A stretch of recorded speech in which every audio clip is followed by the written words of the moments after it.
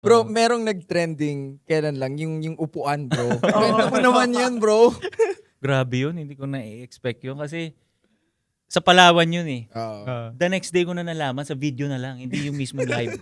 Hindi yung mismong live. Nag-sorry ka, bro? So pagka nasa aeroplano na ako, sabi ko, ano to? May nangyari bang ganito? Oo.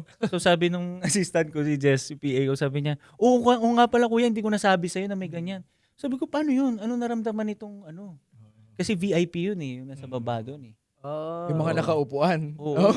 Pero nakita ko naman yung babae na nakatawa siya eh. Nakakatawa. Tawa pa rin.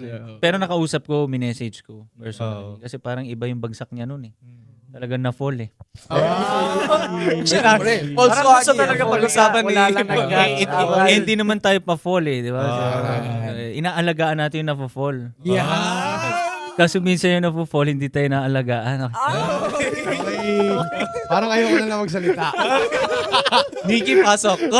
Dahil so minessage ko tapos medyo may scoliosis daw pala siya, nagpa-x-ray siya. Medyo ganun, naging big deal siya.